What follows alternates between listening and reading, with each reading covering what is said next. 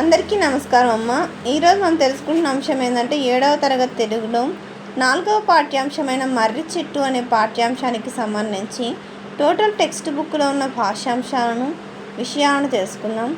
ఇక్కడ చిత్రం ఇచ్చినారు. చిత్రంలో ఒక చెట్టు తన కొమ్మలను చేతులుగా చాచి నన్ను నరకవద్దు అని ఒక గొడ్డలి తీసుకొని నరకడానికి వచ్చిన వ్యక్తిని అడ్డుకుంటుంది. నరకద్దు అని అర్థమవుతుందా? ఉద్దేశం అంటే నిత్యం మనం పర్యావరణంలో ఎన్నో చెట్లను జంతువులను చంపేస్తూ ఉంటాం. మనము వాటి యొక్క ఆలోచనలు అనుభూతులాగా అసలు మాట్లాడగలిగితే ఆ పక్షులు కానీ చెట్లు కానీ ఏ విధంగా ఉంటుంది, అవి ఏం చెప్పాలనుకున్నాయి, తన భావాలు అనేది ఎలా ఉంటుంది అనే ఒక మర్రి చెట్టు ద్వారా త్రిపురనేని గోపీచంద్ గారు మనకు ఈ మర్రి చెట్టు పాఠ్యాంశంలో చెప్పారు. ఈ త్రిపురనేని గోపీచంద్ గారికి సంబంధించిన కవి పరిచయం. ఇక్కడ మర్రి చెట్టు పాఠ్యాంశం మొదలవుతుంది. మర్రి చెట్టు ఒక చెరువు గట్టు మీద గాలి కొట్టుకొచ్చిన ఇత్తనంగా పడి అక్కడ అనేక కొమ్మలు శాఖలతో పెద్దగా విచ్చుకుంటుంది.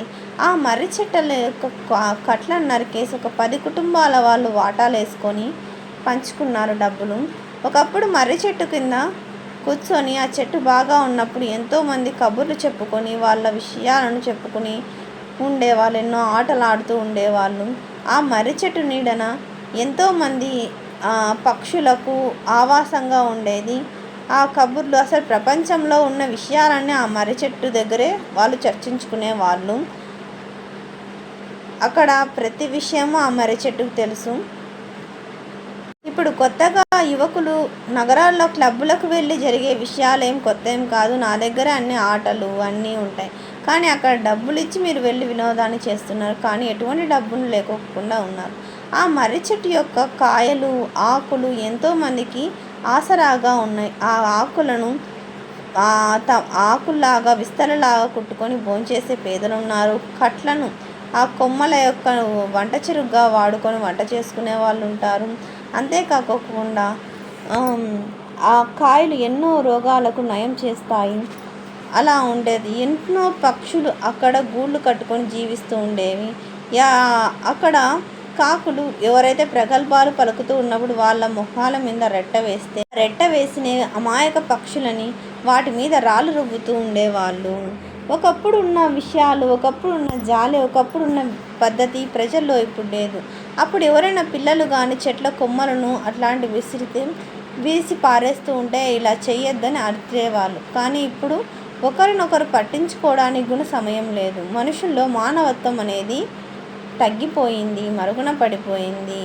ప్రజలందరూ వాళ్ళ యొక్క జీవితాలను వాళ్ళ యొక్క పద్ధతులను పాటిస్తూ ఉన్నారు. పక్క విషయాన్ని పట్టించుకోవడం లేదు.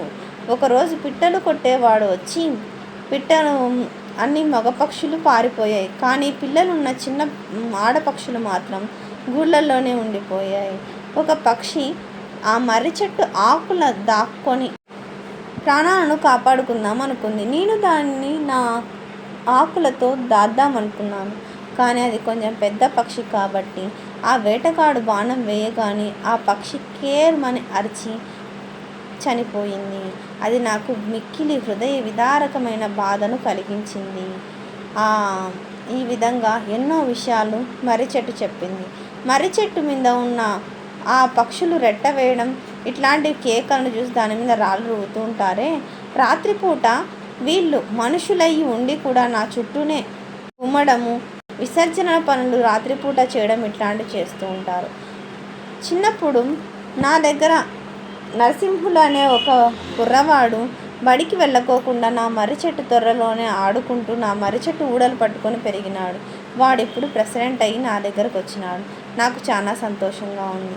కానీ ఆ వ్యక్తి డబ్బు కోసము నా కొమ్మలను నా చెట్లను నరికి అమ్మేయాలనుకున్నారు. అది నాకు బాధ కలిగించింది. తను ముందుగా నా దగ్గరకు వస్తే నన్ను పలకరించడానికి వచ్చాడనుకున్నాను. ఇలా నన్ను చంపేసేసి అమ్ముకుంటాడనుకోలేదు. ఏమైతే ఏమైంది, మళ్ళీ చిగురించేదానికి ప్రయత్నం చేస్తున్నాను. మళ్ళీ నేను చిగురిస్తానని ఆశతో బతుకుదాము అని మర్రి చెట్టు ఇలా ఎన్నో ఎన్నో విషయాలను చెప్పింది. తర్వాత ఈ గుప్తలేఖనానికి సంబంధించిన కఠినమైన పదాలు ఒక్కొక్కటి 10 సార్లు నేర్చుకోండి. మీకు అప్పుడు కష్టం లేకుండా ఉంటుంది. క్రింది వచనం చదివి ప్రశ్నలకు జవాబులు రాయండి.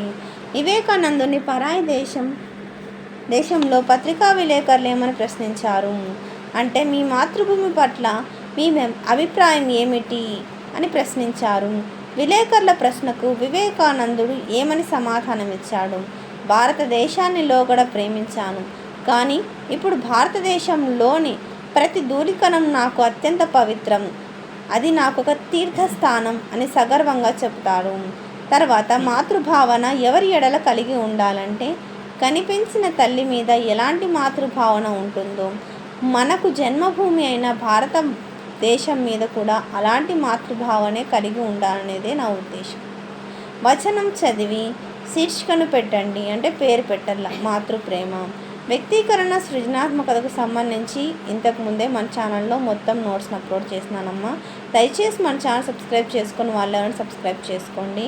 మీరు సబ్స్క్రైబ్ చేసుకుంటే ఆ వీడియోస్ అన్నీ వస్తాయి నాన్న. తర్వాత భాషాంశాలు. క్రింది వాక్యాలను చదివి గీత గీసిన పదాలకు అర్థాలను రా. ఇక్కడ విస్తుపోవు అంటే ఆశ్చర్యపడం, నిర్దాక్షిణ్యం అంటే దయలేకపోవడం. అదేంటి టీచర్, మాకు ఇప్పుడు మీరు సొంత వాక్యం చెప్పలేదంటే సొంత వాక్యం అక్కడ ఇచ్చినారమ్మా, మీరు రాయగలుగుతారు. చిన్నపిల్లలు కాదు కదా, 7వ క్లాస్ కాబట్టి కొంచెం ఐడియా అయితే ఉంటుంది. ఒకవేళ మీకు చెప్పమంటే నాకు కామెంట్ సెక్షన్లో తెలియజేస్తే మీకు అది కానీ చెప్తాను. పెళ్ళకించు అంటే పెకలించు, సత్తువ అంటే బలం, ఇదమిద్దం అంటే ఖచ్చితంగా. తర్వాత రెండవ, క్రింది పదాలకు పర్యాయ పదాలను పద విజ్ఞానం నుండి గ్రహించండి. నెపం అంటే కారణం, విషయం. ఆశ్రయం అంటే అండ, ఆలంబన. ఆపేక్ష అంటే కాంక్ష, కోరిక. క్రింది ప్రకృతి వికృతులను జతపరచండి. హృదయం అంటే ఎద, నిభము అంటే నెపము, సత్వము అంటే సత్తువ, పట్టణము అంటే పత్తనము. తర్వాత క్రింది పదాలకు సొంత వాక్య ప్రయోగం చేయండి. మంచిని మనస్సులో పెట్టుకొని తిరిగి ఉపకారం చేయాలి. వంశంలోని అనేక మంచిది. తర్వాత సొంత వాక్యం. గాంధీజీ తరతరాలు గుర్తుపెట్టుకుంటారు. తర్వాత విరామం. విరామం అంటే విశ్రాంతి లేకుండా కష్టపడితే విజయం వస్తుంది. చీటికి మాటికి కోపం మంచిది కాదు. చూడముచ్చట. నేను తయారైతే చూడముచ్చటగా ఉంటానని అమ్మ అంటుంది. క్రింది పదాలను ఏ అర్థంలో, సందర్భంలో ఉపయోగిస్తారో తెలుసుకోండి. కాలక్షేపం అంటే సమయాన్ని వృధాగా గడుపుట అనే అర్థంలో ఉపయోగిస్తారు. హృదయ విదారకం అంటే మనసుకు చాలా బాధ కలిగించేదానిని వివరించే సందర్భంలో ఇది ఉపయోగిస్తారు. గుండెలు అలసిపోవు అంటే విపరీతంగా ఏడుస్తున్నా లేక బాధలో అనుభవిస్తున్న సందర్భంలో ఇది ఉపయోగిస్తారు. ముక్కు మీద వేలు వేసుకొను. ఊహకందని పరిస్థితులను చూసి ఆశ్చర్యపడే దాని గురించి వివరించే సందర్భంలో ఇది ఉపయోగిస్తారు. గుండె చెరువగు, భరించలేనంత దుఃఖం కలిగిన దానిని గురించి వివరించే సందర్భంలో ఇది ఉపయోగిస్తారు. హృదయం ముక్కలవడం, అనుబంధానికి పూర్తిగా వ్యతిరేకంగా ఏదైనా జరిగిన బాధను కలిగించే సందర్భంలో ఇది ఉపయోగిస్తారు. పొట్టన పెట్టుకొను, కాపాడగలిగే అవకాశం ఉండి కాపాడలేని పరిస్థితుల్లో ఒకరు మరణానికి కారణమైన వారిని గురించి వివరించే సందర్భంలో ఇది ఉపయోగిస్తారు. వ్యాకరణాంశాలు. రామాయణాన్ని రామాయణము ప్లస్ని, భారతాన్ని భారతము ప్లస్ని, కల్పవృక్షాన్ని కల్పవృక్షము ప్లస్ని, హరివంశాన్ని హరివంశము ప్లస్ని, భాగవతాన్ని భాగవతము ప్లస్ని. అకర్మక సకర్మక క్రియలను చూసినాం కదమ్మా. ఇప్పుడు అత్వసంధి పదాలను చూద్దాం. ఇక్కడ రెడ్ కలర్లో ఇచ్చిన విషయాలు ఇక్కడ మనం విడదీసుకోవాలి. గీత గీసిన పదాలను విడదీయండి. ఏమేమి, ఏమి ప్లస్ ఏమి, ఏమంటివి, ఏమి ప్లస్ అంటివి, ఇత్వసంధి. ఏమైంది, ఏమి ప్లస్ అయింది, ఇత్వసంధి. ఇదెంత, ఇది ప్లస్ ఎంత, ఇత్వసంధి. పదింతలు, 10 ప్లస్ ఇంతలు, ఇత్వసంధి. ఏమన్నారు, ఏమి ప్లస్ అన్నారు, ఇత్వసంధి. క్రింది పదాలను విడదీయండి. పూర్వస్వరాలను గమనించండి. అమ్మగారింట్లో అమ్మగారి ప్లస్ ఇంట్లో, అత్తగారింట్లో అత్తగారి ప్లస్ ఇంట్లో. ఏముంది, ఏమి ప్లస్ ఉంది. చిన్నదైనా చిన్నది ప్లస్ అయినా, లేనిదంటూ లేనిది ప్లస్ అంటూ. రెండవ క్రింది వాక్యాలను చదవండి. కర్మను గుర్తించి గీత గీయండి. ఇక్కడ చూడండి మా, కర్మ అంటే చెరువు, ఆమె, పక్షి కడుపును, జబ్బును, వడ్రంగులను. తర్వాత పై వాక్యాల నుండి సకర్మక అకర్మక వాక్యాలను విడదీసి రాయండి. సకర్మక వాక్యాలు: నేను దగ్గరలో ఉన్న ఆకులతో ఆమెను కప్పడానికి ప్రయత్నించాను. పిట్టలు కొట్టేవాడు పక్షి కడుపును పొడిచాడు. మర్రి చెట్టు పాలు కాయలు ఎన్నో జబ్బులను నయం చేస్తాయి. మరునాడు వడ్రంగులను వెంట పెట్టుకొని వచ్చాడు. తర్వాత అకర్మక వాక్యాలు: నేను చెరువు గట్టునే పుట్టాను. పక్షి కేర్మని అరిచింది. కొన్ని పక్షులు భయంతో లేచిపోయాయి. నేను గాలి వీస్తున్న దాన్ని. పాఠం ఆధారంగా కొన్ని సకర్మక వాక్యాలను గుర్తించి రాయండి. నేను గాలి వీస్తూ ఉండేదానిని. నా వల్లే పేర్లు నాకు ఆహారాన్ని సమకూర్చి పెడతాయి. పాఠం ఆధారంగా కొన్ని అకర్మక వాక్యాలను గుర్తించి రాయండి. కొన్ని పక్షులు భయంతో లేచిపోయాయి. మానవుల దృష్టి మారిపోయింది. ఇదంతా చూస్తూ నిలబడిపోయాను నేను. రోజులు అలా మారినాయి. అందరికీ ధన్యవాదాలమ్మా. ఇంకా మన ఛానల్ సబ్స్క్రైబ్ చేసుకొని వారు ఎవరంటే దయచేసి సబ్స్క్రైబ్ చేసుకొని లైక్ చేసి షేర్ చేసి మీ ఫ్రెండ్స్కు రిలేటివ్స్ అందరికీ నా ఛానల్ సబ్స్క్రైబ్ చేసుకోమని చెప్పండి.